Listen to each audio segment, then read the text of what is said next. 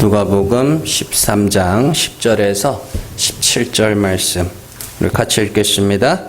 예수께서 안식일에 한 회당에서 가르치실 때에 18해 동안이나 귀신 들려 앓으며 꼬부라져 조금도 펴지 못하는 한 여자가 있더라.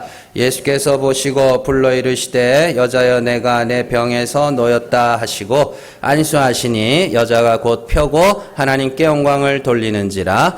회당장이 예수께서 안식일에 병 고치시는 것을 분내어 무리에게 이르되 일할 날이 엿새가 있으니 그동안에 와서 고침을 받을 것이요 안식일에는 하지 말 것이니라 하거늘 주께서 대답하여 이르시되 외식하는 자들아 너희가 각각 안식일에 자기의 소나 나귀를 외양간에서 풀어내어 이끌고 가서 물을 먹이지 아니하느냐. 그러면 18해 동안 사탄에게 매임받은 이 아브라함의 딸을 안식일에 이 매임에서 푸는 것이 합당하지 아니하냐. 예수께서 이 말씀을 하심에 모든 반대하는 자들은 부끄러워하고 온 무리는 그가 하시는 모든 영광스러운 일을 기뻐하니라. 아멘.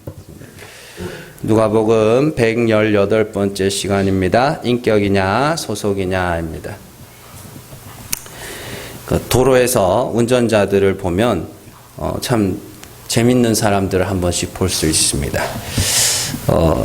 도로에서는 운전자들이 제일 많이 싸우는 이유가 그 급차선 변경 때문이라고 합니다. 갑자기 이렇게 뭐 깜빡이도 없이 막 들어온다든지 막 좁은 틈으로 들어와가지고 사고가 막 날랑말랑한 그런 것들 때문에 많이 싸움이 난다고 그래요. 근데 싸움이 나는 이유가 되게 웃깁니다. 갑자기 차선으로 차가 확 끼어들면은 이렇게 경적을 울릴 수밖에 없거든요. 사람이 빵 하면은 이 갑자기 끼어든 사람 그게 기분이 나쁜 거예요. 경적을 울린 게. 그래가지고 싸웁니다. 그러면 이제 처음에 그래요. 왜 빵빵거리냐고. 그러면 이제 갑자기 차로 그렇게 끼어들면은 위험하지 않냐고 사고 난다고 그러면 뭐라 그럴 것 같아요? 왜 빵빵거리냐고. 계속 그러면 그 사람은 그것만 합니다. 계속 처음부터 끝까지 기분이 나쁜 거죠. 자기한테 빵빵거리는 게. 아무리 설명을 해도 대화가 진행이 안 됩니다.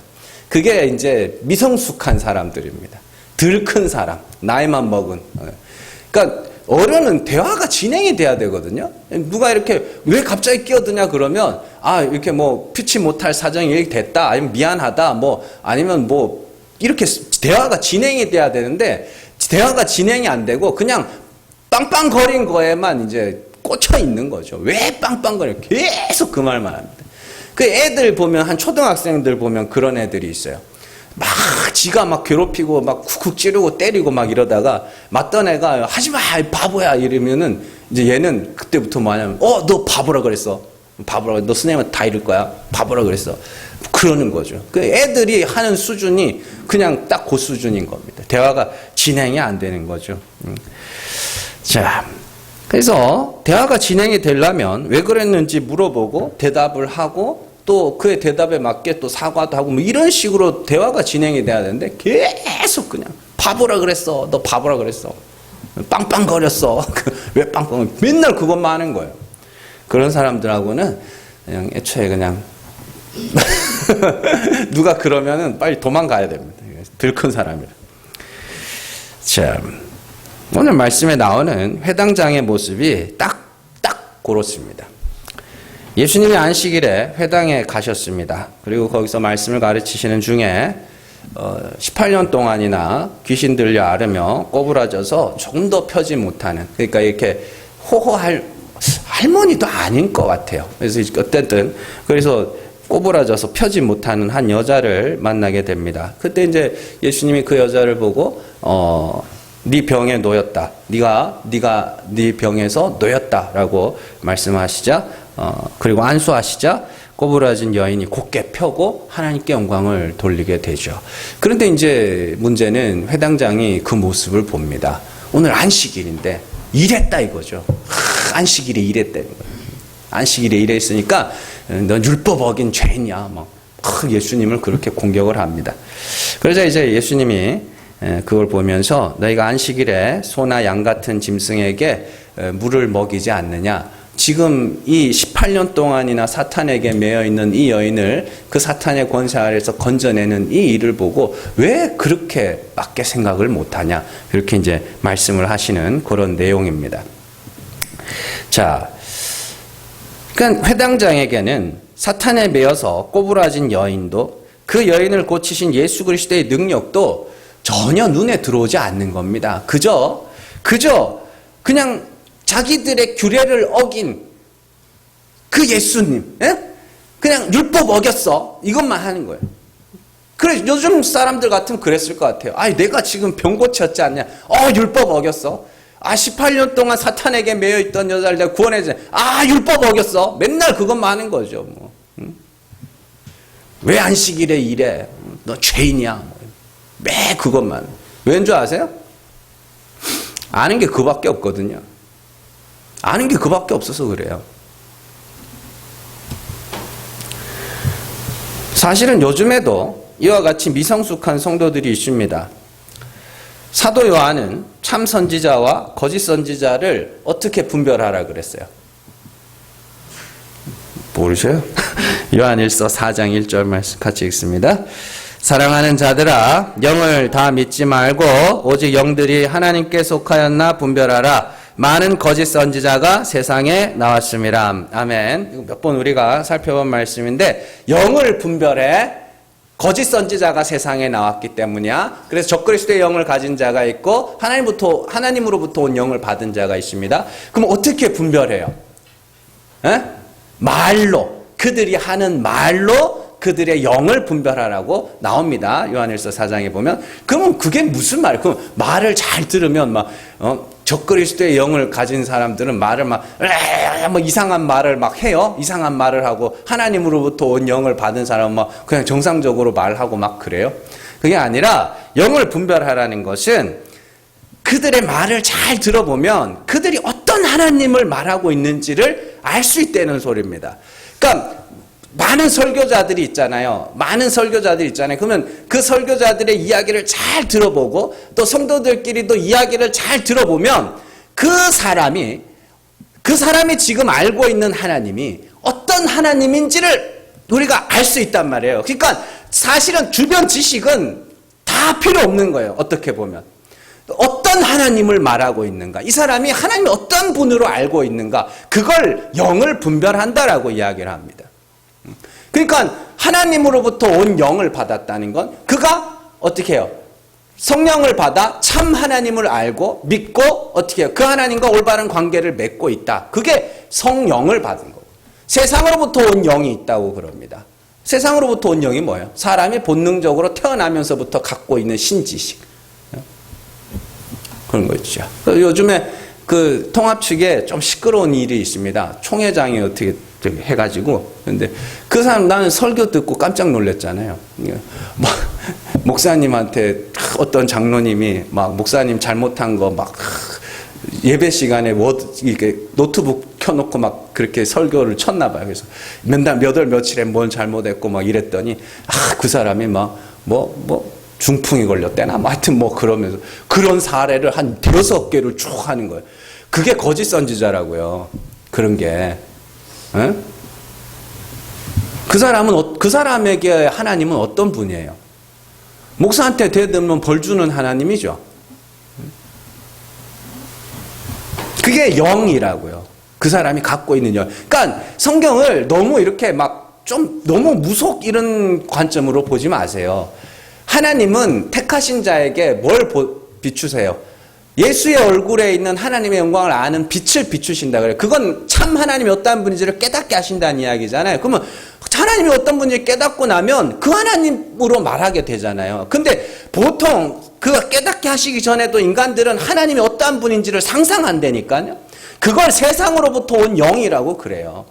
그래서 우상들의 우상들이 거의 다 같은 모양을 띠고 있는 겁니다. 그러면 거짓 선지자와 참 선지자를 분별하려면 어떻게 해야 돼요? 그가 어떤 하나님을 말하는지 잘 들어보면 되죠. 그래서 참 선지자는 어떠 그래요? 예수께서 육체로 오신 것을 시인하는 영, 예수가 하나님의 아들이심을 시인하는 영, 이렇게 이야기하죠. 예수가 육체로 오신 건 뭐예요? 예수님이 왜 육체로 오셨어요? 아무도 보지 못한 하나님을 나타내기 위하여 육체로 오셨죠. 하나님의 아들이라는 건 뭐예요? 아들이 뭐예요? 아버지를 나타내는 걸 아들이라 그러죠. 그래서 아들이 나타낸 그 하나님. 그렇게 되는 겁니다. 그래서 예수께서 나타내신 하나님이 하나님을 말하면 그가 참 선지자고, 그 외에 다른 하나님을 말하면 그는 거짓 선지자고. 그러니까 여러분들은, 저도 마찬가지고 다른 목사님들도 마찬가지고 성도들끼리도 마찬가지입니다. 그 사람의 영을 분별하려면 어디 가가지고 막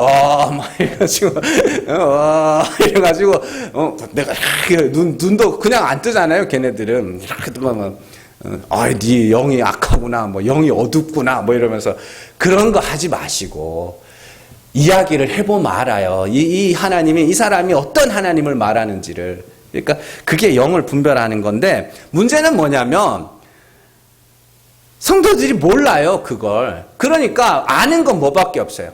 아는 건 인격. 맨날 인격. 목사님의 인격이 어쩌고.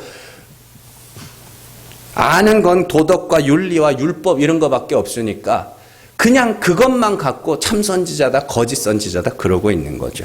고린도서 11장 14절에서 15절 말씀 같이 읽습니다. 이것은 이상한 일이 아니니라. 사탄도 자기를 광명의 천사로 가장하나니, 그러므로 사탄의 일꾼들도 자기를 의의 일꾼으로 가장하는 것이 또한 대단한 일이 아니니라. 그들의 마지막은 그 행위대로 되리라. 아멘. 그러니까 자꾸만 인격하고 그냥 영을 분별하지 못하면 그냥 인격이 훌륭한 사탄의 일꾼들의 이끌림을 받아서 멸망으로 가게 되는 겁니다. 인격이 훌륭한 사탄의 일꾼들이요. 사탄의 일꾼들이 광명의 천사로 가장하고 의의 일꾼으로 가장한다는 건 그들이 사람들이 혹할 만한 모습으로 여러분들 앞에 나타난다는 이야기예요. 그러니까 사람들의 됨됨이가 그 목회자를 참미냐 거짓이냐를 나누는 기준이 되어서는 안 되는 겁니다. 착한 거 못된 거, 그리고 어떻게 해요? 진짜와 거짓은 다른 개념이에요. 다른 개념이라고요. 그냥 착한 사람, 못된 사람, 그걸 사람들은 진짜와 가짜로 이렇게 구분을 짓는 겁니다. 완전히 다른 개념입니다. 인격이 모자라면 조금 아쉬운 걸 뿐입니다. 좀 아쉽다. 인격만 좋았으면 조금 더 좋을 뻔했는데 요 정도인 거지. 그게 뭐 좀 승질 더럽다고 해가지고 그걸 보고 저건 가짜야 뭐 이러는 게 어리석은 건데, 그게 지금 일어나고 있는 일이니까 그게 참 답답한 거죠. 왜냐하면 성도들이 참 하나님을 몰라서 그래요. 하나님을 알아야 분별을 할 거 아닙니까? 저게 진짜네, 가짜네. 말씀을 알아야 저게 진짜네, 가짜네 분별을 하는데 말씀에 솔직히 관심 없잖아요.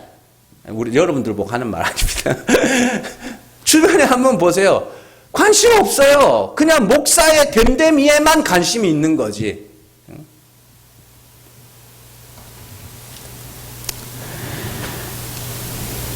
그래서 진짜와 가짜를 나누는 기준은 단 하나입니다.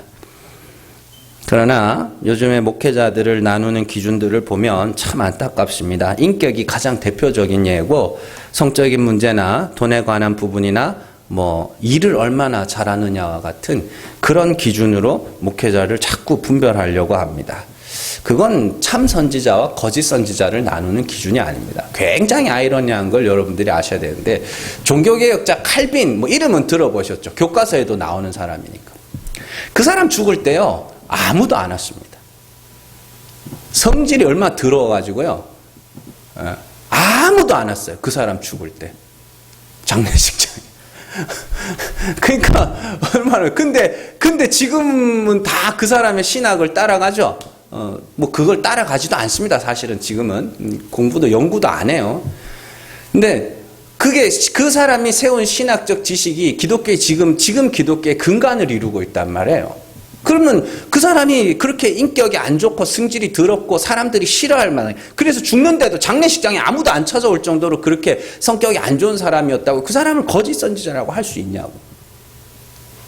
아니라니까요. 아쉬운 거지. 못된 거지. 그 사람을 거짓이라고 할 수는 없단 말이죠.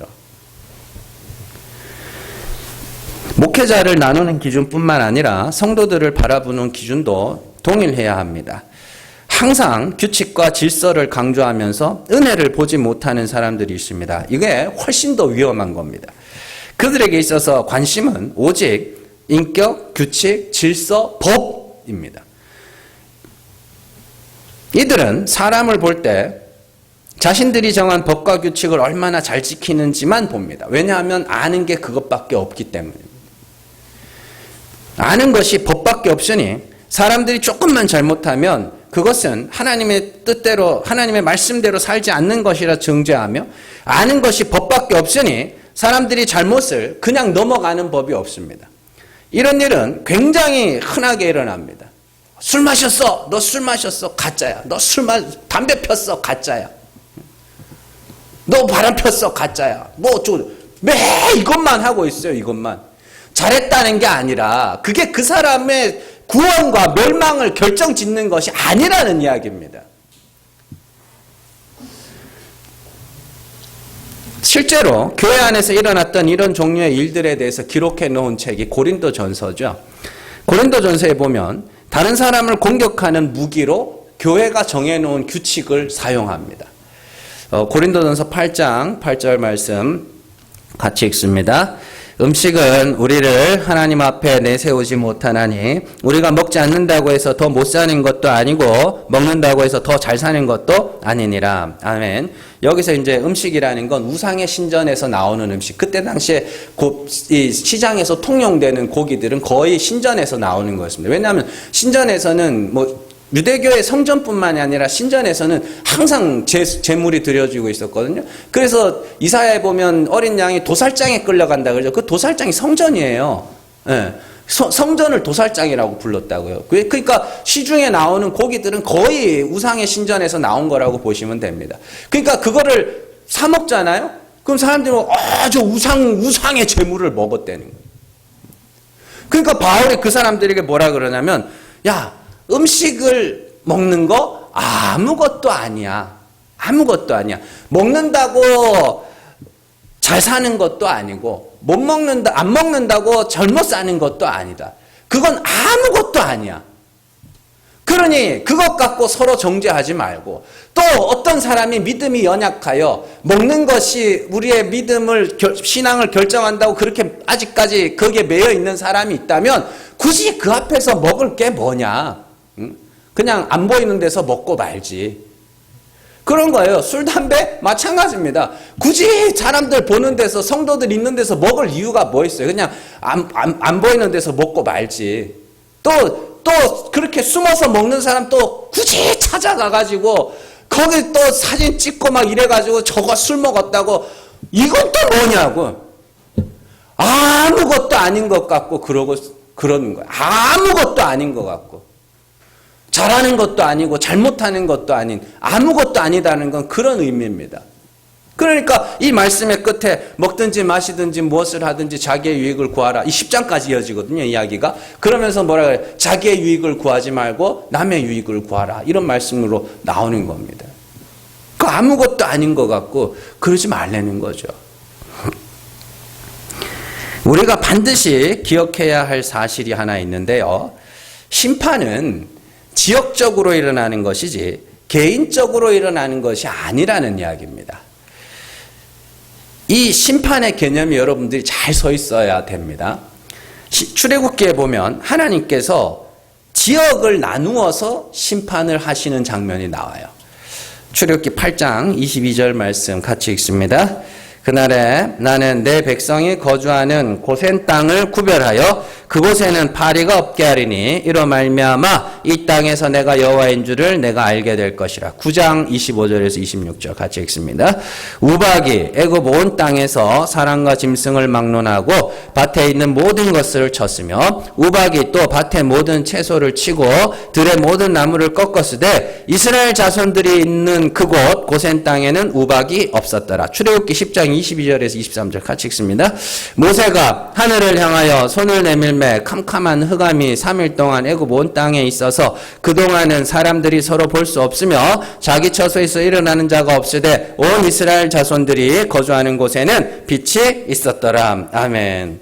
하나님께서 애굽에 10가지 재앙을 내리실 때 고센 땅을 구별하여 거기에는 뭐예요? 재앙을 내리지 않으시고 다른 모든 애굽 땅에는 재앙을 내리시죠. 그러면 내가 어떤 사람이건 간에, 내가 나 이 한 개인이 어떤 사람이건 간에 고센 땅에 있으면 이 사람은 뭐예요? 그 하나님의 재앙을 받지 않고 애굽으로 고센 땅을 벗어나면 이 사람은 뭐예요? 재앙을 받게 되는 거죠. 나 개인이 중요해요? 심판이 지역적으로 임한다는 건 나라는 개인이라는 것이 철저하게 뭐예요? 제외되는 겁니다. 개인의 특성과는 상관없이 그냥 어디 지역에 있는가, 어디에 소속되어 있는가에 따라서 심판과 구원이 나누어지는 것이죠. 그렇잖아요. 우리 지금 하나님께서 10가지 재앙을 내리시는 장면을 한번 잘 보시라고요. 파리가 애굽 땅에는 등천을 하는데 고센 땅에는 없어. 흑암이 애굽 전체에는 흑암이 있는데 고센 땅에는 뭐예요? 빛이 있어요. 그러면 그게 재앙이 싫으면 어디로 가면 돼요? 고센 땅으로 가면 되겠네. 거기서 나라는 사람의 인격이 중요해요? 하나도 안 중요합니다. 그게 가장 극단적으로 나타났던 일이 뭐였어요? 6월절 밤의 사건이죠. 그 죽은 사람들 중에 착한 사람이 없었을 것 같으세요? 전부 악당이라서 죽였겠어요? 아니라니까요. 하나님께서 땅에 비를 내리듯이 비가 어떻게 해요? 비가 이 사람에게는 비가 내리고 저 사람에게는 비가 안 내리고 막 그래요. 그냥 지역적으로 다 내리지 않습니까? 다 내리는 중에 어린 양의 피가 6월절 어린 양의 피가 우산처럼 그 재앙을 막아내고 있는 그런 모습인 겁니다. 그러니까 개인의 역량이라는 건 아무런 조건이 될 수가 없는 것이죠. 하나님의 심판, 소돔과 고모라의 심판도 그랬습니다. 소돔과 고모라의 심판을 한번 잘 생각을 해보세요. 그러니까 거기에 의인이 누가 있었어요? 그 땅에 롯과 두 딸. 믿기지 않으시겠지만 성경이 그들을 의인이라고 합니다. 자, 하나님께서 롯에게 뭐 하라 그래요? 네? 나가라 그래요. 여기서 나가라. 왜냐하면 심판이 소돔과 고모라 전체에 떨어질 거기 때문에. 그러니까 그 심판에서 살아남으려면 뭐 해야 돼요? 거기서 나가야 돼요. 벗어나야 된다고. 개인의 역량이 아니라니까요. 이런 모습은 선지서에서도 나옵니다. 하나님은 유다의 멸망을 말씀하시면서 여기서 나가라고 계속 말씀하시거든요. 자, 예레미야 38장 2절 말씀 같이 읽습니다. 여호와께서 이와 같이 말씀하시되 이 성에 머무는 자는 칼과 기근과 전염병에 죽으리라. 그러나 갈대아인에게 항복하는 자는 살리니 그는 노량물을 얻음같이 자기의 목숨을 건지리라. 아멘. 자, 이 성 예루살렘 성입니다. 예루살렘 성에 머무는 자는 칼과 기근과 전염병에 죽으리라. 그러니까 이 칼과 기근과 전염병이라는 게 뭐냐면 하나님의 심판을 상징하는 세 가지 도구입니다. 칼과 기근과 전염병. 그런데요, 이 칼과 기근과 전염병이 예루살렘의 전체에 임하는 겁니다. 그러면서 살려면 어떻게 하라 그래요? 갈대아인에게 항복하라 그래요. 갈대아인에게 항복한다는 건 바벨론에 가라는 이야기입니다. 바벨론에 가서 살아야 돼. 이 땅에 있는 한 너희는 반드시 칼과 기근과 전염병 때문에 죽을 거야. 심판이 그렇게 맞죠. 그걸 옮깁니다. 그리고 나중에 하나님이 또 말씀하시죠. 바벨론이 그렇게 될 거라 그래요. 바벨론의 칼과 기근과 전염병이 임할 건데 그때는 너희가 거기서 나와라 이야기합니다. 그러니까 심판이라는 게 계속해서 지금 말씀드리는 게 뭐예요? 심판이 우리 개개인의 역량이 아니라는 겁니다. 어디에 소속되어 있느냐, 어디에 살고 있느냐. 왜냐하면 심판이 지역적으로 임하기 때문에요. 계시록에서도 똑같은 말이 나옵니다. 계시록 20장 13절에서 14절 말씀 같이 읽습니다. 바다가 그 가운데 죽은 자들을 내주고 또 사망과 음부도 그 가운데에서 죽은 자들을 내주매 각 사람이 자기의 행위대로 심판을 받고 사망과 음부도 불못에 던져지니 이것은 둘째 사망 곧 불못이람. 아멘. 바다, 사망, 음부 같은 겁니다. 같은 건데 잘 보세요. 23절 잘 보세요. 자, 바다가 그 가운데서 죽은 자들을 내주고 사망과 음부도 그 가운데서 죽은 자들을 내주고, 그죠? 그리고 나서 14절 사망과 음부, 이 바다까지 포함되는 겁니다. 바다와 사망과 음부가 통째로 불못에 던져져요. 불못이 뭐예요? 둘째 사망, 영원한 심판이에요. 영원한 멸망이에요. 자, 그러면 누가 구원받았어요? 에? 바다와 사망과 음부가 그 가운데서 내어준 죽은 자들, 그들이 구원받았죠. 그리고 바다의 사망과 음부에 거하는 모든 자들이 그대로 뭐예요? 불못에 던져지게 되죠. 그러니까 심판은 개인에게 임하는 게 아닙니다. 지역적으로 임하는 거죠. 개개인의 됨됨이와는 상관없이 어디에 사느냐 혹은 내가 어디에 속해 있느냐에 따라서 심판과 구원이 결정이 되는 것이죠. 자, 그렇다면 우리는 어디에 속해 있어야 되는가? 이 은혜 동산교회에 속해 있으면 되는가? 그런 이야기는 아닙니다. 그런 이야기는 아니에요. 창세기에 보면요, 하나님께서 뱀의 먹이를 정해주시는 장면이 나옵니다. 선악과 사건 이후에 하나님은 뱀에게 흙을 먹이로 주십니다. 그리고 여기서 중요한 것이 흙이 뱀의 먹이라는 것은 뱀이 흙을 먹고 산다는 이야기가 아니라 흙으로 만든 아담과 그의 후손들 전체를 뱀의 먹이로 주셨다는 뜻입니다.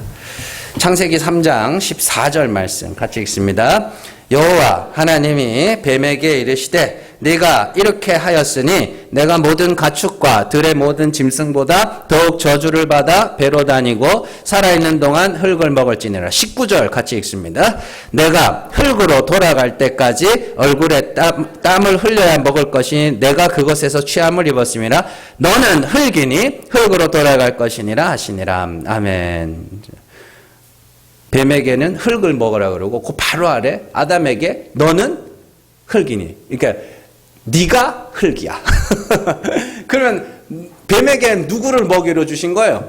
아담을 먹이로 주신 겁니다. 그래서 모든 인간들은 나면서부터 뱀의 먹이, 뱀에게 속한 자, 사탄의 메인 자로 태어나게 되는 것이죠. 그래서 모든 인간들이 뱀의 먹이로, 사탄의 먹이로 태어났기 때문에 모든 사람들은 심판이 결정되어 있는 상태로 태어난다고 보시면 됩니다. 그래서 모든 인간들은 나면서부터 뱀의 먹이로 태어나서 사탄의 지배 아래 살아갑니다. 그럼 나는 사탄의 지배 아래 살아가지 않는데요? 뭘 봐서요? 여러분들이 사탄의 지배 아래 있다는 증거가 뭐냐면 우리가 법 아래 있다는 겁니다. 법 아래. 법 아래 있다는 건 내가 영생에 이르러야지. 내가 영생에 이르러야지. 내가 의롭게 돼야지. 내가 거룩해져야지. 이게 법 아래에 있는 겁니다.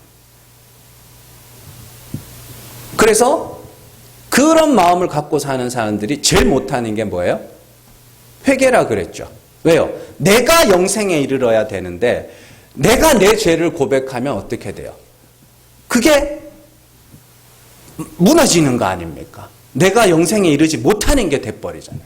그러니까 뭐예요? 회개를 못해요.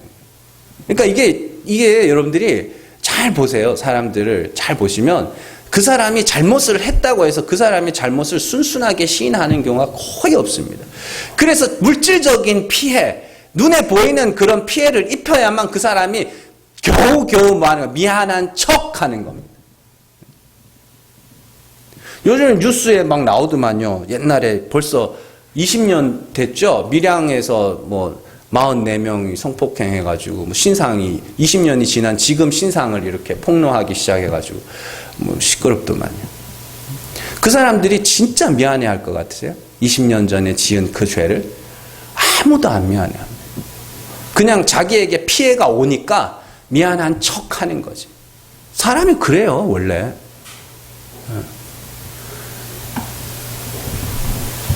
그게 사탄의 권세 아래 있다는 거죠. 자, 그러면은 하나님은 뭘 하시겠어요? 그 사탄의 권세 아래 있는 자들을 어떻게 해요? 법 아래 있는 자들을 어디로? 은혜 아래로 옮기시는 게 하나님의 일입니다. 하나님의 일. 자, 그래서 성경에 보면 구원을 이동의 개념, 장소가 이동되는 것처럼 설명하는 구절들이 나옵니다. 요한복음 5장 24절 말씀 같이 읽습니다. 내가 진실로 진실로 너희에게 이르노니 내 말을 듣고 또 나 보내신 이를 믿는 자는 영생을 얻었고 심판에 이르지 아니하나니 사망에서 생명으로 옮겼느니라. 로마서 6장 14절에서 15절 같이 읽습니다. 죄가 너희를 주장하지 못하리니 이는 너희가 법 아래에 있지 아니하고 은혜 아래에 있음이라. 그런즉 어찌하리요? 우리가 법 아래에 있지 아니하고 은혜 아래에 있으니 죄를 지으리요? 그럴 수 없느니라. 아멘. 요한복음 5장의 말씀을 먼저 한번 보세요. 자, 내 말을 듣고 예수님이 하신 말씀을 듣고 나 보내신 이를 믿는 자. 나 보내신 이가 하나님. 그러니까 예수님이 뭐하러 오셨어요? 아버지를 나타내러 오셨죠. 그래서 그걸 내가 말을 했다라고 이야기합니다. 내가 내 말을 잘 듣고 내가 나타낸 그 하나님이 참 하나님이심을 믿는 자들은 사망에서 생명으로 뭐 했다고요? 옮겼다.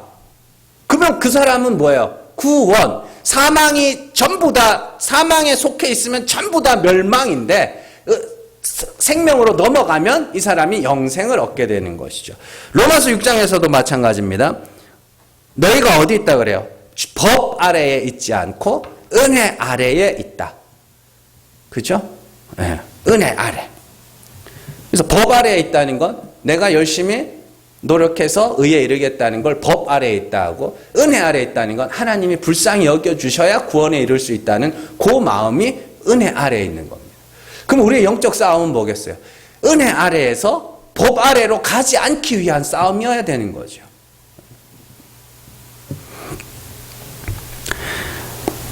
그래서 하나님은 우리를 택하신 자들을 사망에서 생명으로 옮기시는 것이 하나님의 일이며 법 아래에서 은혜 아래로 옮기시는 것이 하나님의 일입니다. 자, 왜 제가 하나님의 일이 어떤 방식으로 일어나는지를 설명을 해드리냐면 이게 안식일의 개념에 있어서 가장 중요한 거기 때문입니다. 여러분들, 안식일이 하나님께서 안식일을 기억하여 거룩하게 지키라, 여섯 동안은 일하고 일회에는 쉬라, 이런 계명들이 나오잖아요. 근데 왜 그 계명들을 주셨는가가 중요합니다. 왜 주셨는가? 자, 출애굽기 20장 11절 말씀 같이 읽습니다. 이는 엿새 동안에 나 여호와가 하늘과 땅과 바다와 그 가운데 모든 것을 만들고 일곱째 날에 쉬었음이라. 그러므로 나 여호와가 안식일을 복되게 하여 그날을 거룩하게 하였느니라. 신명기 5장 15절 말씀 같이 읽습니다. 너는 기억하라. 내가 애굽 땅에서 종이 되었더니 내 하나님 여호와가 강한 손과 편팔로 거기서 너를 인도하여 내었나니 그러므로 내 하나님 여호와가 내게 명령하여 안식일을 지키라 하느니라. 아멘. 하나님의 안식일의 계명을 주신 이유가 뭐예요? 내가 엿새 동안 창조하고 일곱 번째 날 쉬었기 때문에 너희는 그걸 뭐 하라는 거예요? 기억해. 너희가 쉬면서 그걸 뭐 하는 거예요? 기억하는 거예요. 자, 또 하나의 이유가 뭐예요? 내가 너희를 애굽에서 건져냈잖아. 그러면 이 계명들이 이야기하는 게 뭐냐면 창조는 누구의 일이에요? 하나님의 일이죠. 창조는 전적인 하나님의 일입니다. 자, 이스라엘 백성들이 애굽에서 건져 나온 것이 전적인 하나님의 일이죠. 왜요? 애굽에 있으면 멸망이거든요. 그래서 그들을 건져내는 거예요. 근데 여러분들 재미있는 거 제가 말씀드릴게요. 자, 출애굽할 때 출애굽의 마침표를 찍는 일이 뭐였어요? 홍해 사건이죠. 그 홍해 사건에 보면 창세기 1장의 창조의 이야기가 그대로 나옵니다. 자, 창세기 첫째 날 뭐였어요? 첫째 날. 온 세상이 어둠인데 빛을 만드시죠. 자, 하나님께서 이스라엘 백성들 홍해 해변가에 모으시고 애국 군대를 오게 하십니다. 그리고는 하나님의 사자가 뒤로 물러가요. 그래서 중간에 딱 섭니다. 이스라엘과 애굽 중간에. 그리고 애굽에는 뭐예요? 흑암이 깃들고. 그죠? 여기는 이스라엘에는 빛이 있었다. 낮이었다. 이렇게 이야기를 합니다. 집에 가셔서 출애굽기 14장일 겁니다. 거기 읽어보세요. 그리고 둘째 날은 뭐 하셨어요? 궁창을 만드시고 윗물과 아랫물을 나누시죠. 자, 하나님이 홍해 앞에서 뭐 했어요? 물을 벽처럼. 여러분들 이렇게 이 조수간만이라 그 뭐라 그러죠? 밀물 썰물 그런 개념 아닙니다. 그게 뭐 제부도의 홍해의 기적 그거는 아닙니다. 성경에 보면 벽이 뒤에 있었다 그래요. 그러니까 둘째 날에는 윗물과 아랫물로 나눴지만 홍해 앞에서는 좌우로 나누셔요, 벽을. 그리고 셋째 날은 뭐 하셔요? 뭇과 바다를 나누시죠. 물을 한 군데 모으시고 그걸 묻히라 하고, 그죠? 그리고 모은 걸 바다라 하죠. 그래서 이스라엘 백성들 어디로 건너가요? 마른 땅. 그게 묻히라는 단어입니다. 그리고 애굽 백성들은 바다에 잠겨 죽게 되죠. 그러니까 왜 그런 창조의 이야기와 출애굽 홍해 사건, 창조의 이 이야기가 홍해 사건 왜 나오냐면 이건 전적인 하나님의 일이라는 거예요. 하나님의 일. 그러면은 이스라엘 백성들에게 안식일의 개념이라는 건 뭐겠어요? 전적인 하나님의 능력으로 우리를 애굽에서 건져내셨음을 감사하고 찬송하는 것이 이스라엘 백성들이 안식일에 해야 되는 일입니다.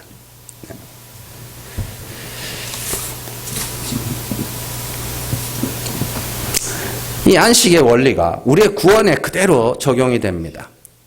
우리가 이제 안식일 대신에 주일을 지킵니다마는 이날에 해야 할 일은 구원이 전적인 하나님의 은혜로 말미암아 된 것임을 인정하고 감사하고 찬송하는 것이 이 안식일에 우리가 드리는 이 예배의 핵심이거든요.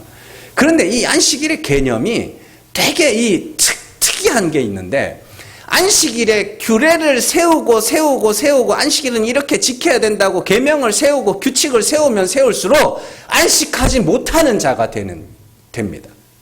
왜냐하면 그 안식일이라는 계명 자체가 하나님이 전적인 은혜로 우리를 구원하셨음을 감사하고 찬송하는 날이잖아요. 그런데 내가 그 안식일의 규칙을 막 세워놓고 그걸 안 지키면 안식일의 계명을 어긴 거야. 이렇게 돼버리면 그들이 뭐 하는 거예요? 이걸 지키기 위하여 일하는 자가 돼버려요. 오늘 말씀을 한번 보시면 예수님께서 일을 하시죠. 안식일에 일을 하셔요. 무슨 일을 하셨어요? 사탄에게 매였던 자들을 풀어 하나님의 은혜를 찬송하는 자로 만드시죠. 그게 하나님의 일입니다. 자, 그런데 회당장은 뭐예요? 안식일에 하지 못할 일을 했다는 거죠. 그러면 누가 지금 안식하고 있는 거예요?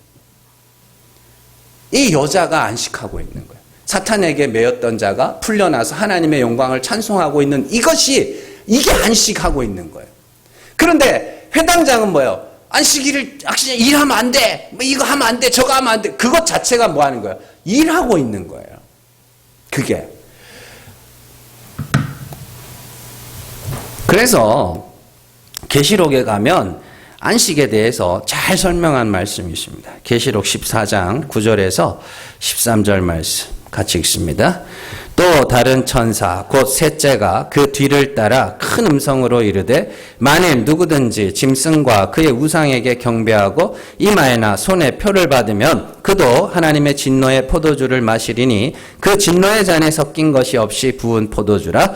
거룩한 천사들 앞과 어린 양 앞에서 불과 유황으로 고난을 받으리니 그 고난의 연기가 세세토록 올라가리로다. 짐승과 그의 우상에게 경배하고 그의 이름표를 받는 자는 누구든지 밤낮 쉼을 얻지 못하리라 하더라. 성도들의 인내가 여기 있나니 그들은 하나님의 계명과 예수에 대한 믿음을 지키는 자니라. 또 내가 들으니 하늘에서 음성이 나서 이르되 기록하라. 지금 이후로 주 안에서 죽는 자들은 복이 있도다 하시매 성령이 이르시되 그러하다. 그들이 수고를 그치고 쉬리니 이는 그들이 행한 일이 따름이라 하시더라. 아멘. 11절 말씀 보세요. 짐승의 표를 받은 자들이라면 짐승의 표 666이죠. 짐승의 표 그러니까 뭐 이상한 걸 새기고 이게 아니라 법 아래 있는 자들을 짐승의 표를 받았다. 그 짐승이 뭐예요? 바벨론입니다. 사망, 음부, 바다, 바벨론 이게 애굽, 소돔, 예루살렘까지 이걸 전부를 다 뭐라 그래요? 이들의 이 여기에 속해 있는 자들 짐승의 표를 받은 자들이라고 합니다. 그들은 뭘 해요? 내가 영생에 이르러야 돼요. 그러니까 이들은 실수가 있어요, 없어요? 없어요. 계속 뭘 해야 돼. 율법의 특징이 뭡니까? 모든 계명을 항상 지켜 의에 이르는 거죠. 그러기 위해서는 이들이 쉬면 돼야 안 돼요. 실수가 없습니다. 계속 뭘 해야 돼요. 그래서 사탄의 권세 아래에 있는 교회의 특징은 성도들에게 계속 일할 거리를 줍니다. 이렇게 또 이러면 안 돼요. 오해하니까 계명을 자꾸 던져줘요. 계명을 이렇게 하면 하나님이 기뻐하시고 저렇게 하면 싫어하시고 뭐 이런 식으로요. 그들은 쉼을 얻지 못해요. 그리고 성도들 역시도 가르치는 자와 같은 영을 갖고 있기 때문에 따르는 거거든요. 여러분들 같은 영을 가진 자들을 따라가요. 그 요한 1서에 나옵니다. 거짓의 영을 가진 자, 적그리스도의 영을 가진 자들이 적그리스도의 그 세상에 속한 말을 하면요, 같은 영을 가진 자들이 따라요. 그래서 이렇게 다른 교회 이렇게 한번 보세요. 막 욕하면서도 계속 그거 따라가거든요. 왜냐하면은 그 같은 영을 받아서 그래요. 네, 진짜로.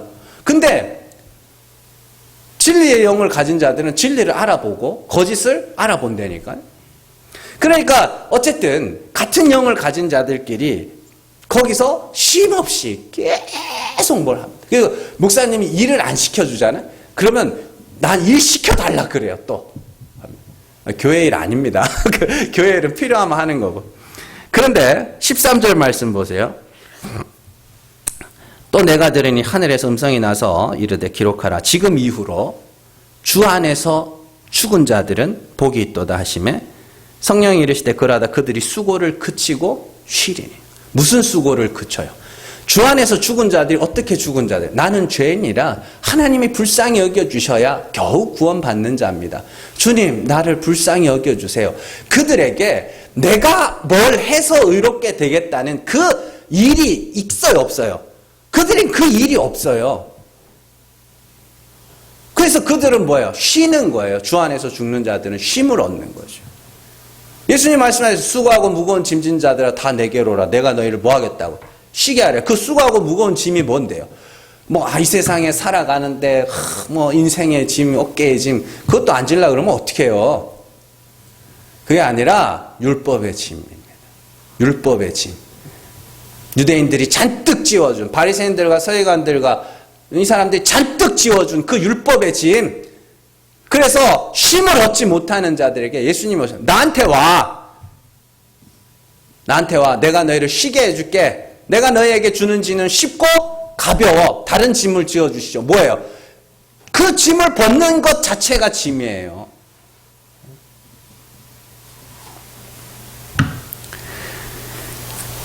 그래서 쉼을 얻은 자들은 조금 성숙한 성도가 됩니다. 그냥 유치하게 너 이랬어, 너 저랬어, 너 이러면 안 돼, 저러면 이 역에서 벗어나요. 그래서 사람을 이해하는 폭이 넓어지고 많은 부류의 사람들을 영접할 수 있는 사람이 됩니다.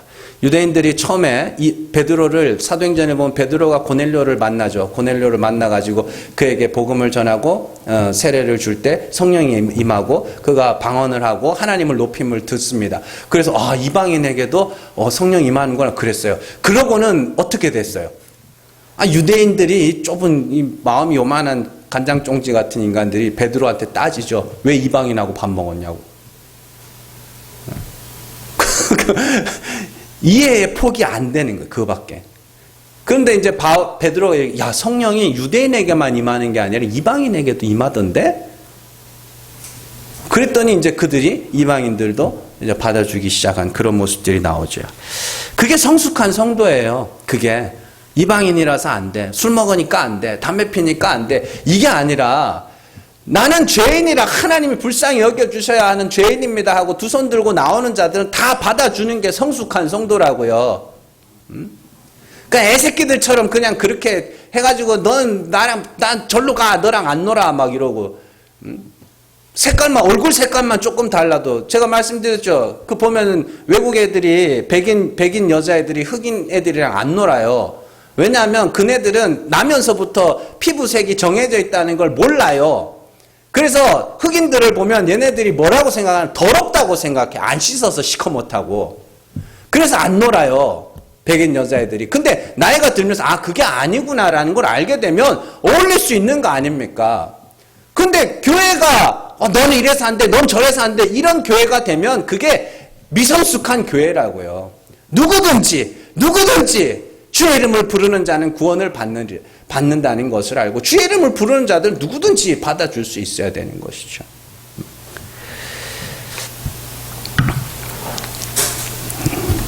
여러분들 안식하세요. 우리가 구원 얻는 것은 오직 하나님의 은혜로 말미암아 구원 얻는다는 것을 알고 이제는 내가 의롭게 돼야지라는 그 수고하고 무거운 짐을 벗고 이제 쉬시라고요. 좀 세상에서 일하는 것만으로도 힘들어 죽겠는데 교회까지 와가지고 그냥 짐을 잔뜩 지워주면 어떡하냐고. 쉬세요. 와셔서 하나님의 은혜 찬송하시고 감사하시고 네 죄인이 구원 얻는 것은 오직 하나님의 은혜라고 감사하고 찬송하시고 세상에서 열심히 일하시고 교회 와서 정말로 마음에 쉼을 얻고 여러분들 육신에도 쉼을 얻는 역사 있기를 주님의 이름으로 축원합니다. 기도하겠습니다.